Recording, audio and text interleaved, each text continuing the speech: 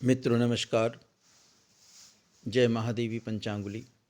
ईश्वर आप सभी को सुंदर भाग्य एवं सुंदर रेखाएं दें।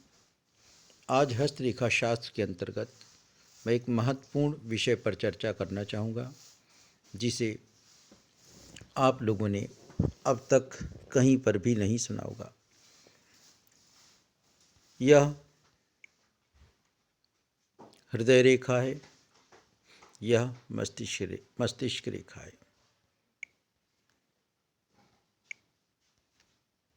हृदय रेखा और मस्तिष्क रेखा के बीच में जो भाग है वह एकदम खाली। ये पूरा इतना भाग, इस भाग को हम हस्तरेखा शास्त्र में अत्यंत ही दिव्य क्षेत्र कहते हैं।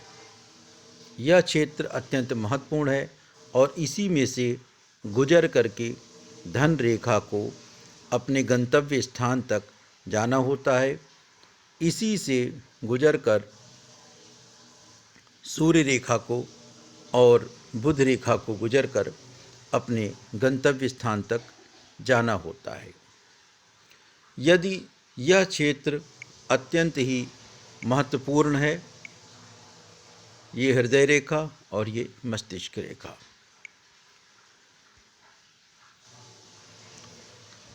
इस भाग को बहुत ही श्रेष्ठ, बहुत ही उत्तम, बहुत ही महत्वपूर्ण भाग है और इसी भाग में से उतर के सूर्य रेखा अपने गंतव्य स्थान तक, बुध रेखा अपने गंतव्य स्थान तक जाती हैं और इसी स्थान से गुजरकर धन रेखा अपने गंतव्य स्थान तक अपने ग्रह को जाती है।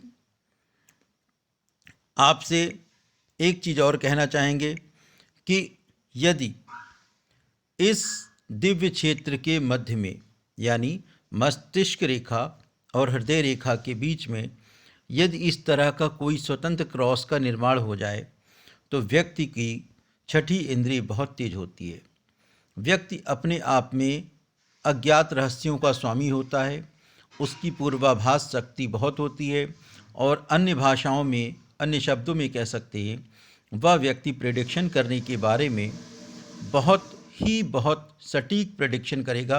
उसका करा हुआ प्रेडिक्शन गलत नहीं होगा। इसी तरह यदि इस दिव्य क्षेत्र के बीच में यदि किसी त्रिभुज का निर्माण बन जाए तो यह त्रिभुज भी आपको वाक सिद्धि देगा, वाक शक्ति देगा, वाक शुद्धि देगा। अर्थात आपकी भविष्यवाणी करने की शक्ति इतनी स्ट्रांग होगी कि आपके द्वारा की गई भविष्यवाणी असत्य नहीं होंगी। यह बहुत ही दिव्य क्षेत्र है, बहुत ही पवित्र क्षेत्र है, बहुत ही चमत्कारी, बहुत ही चमत्कृत क्षेत्र है। इसी तरह यदि आपके इस दिव्य क्षेत्र के अंतर्गत एक वलय टाइप का निशान, इस तरह का निशान बन जाए तो यह एक बहुत महत्वपूर्ण निशान है और यह निशान भी आपकी अंतर चेतना को जगाता है, आपकी छठी इंद्रियों को जगाता है और आपके अंदर बहुत ही ज्योतिषीय गणनाओं को सटीक करने में, उनकी भविष्यवाणी करने में मदद करता है।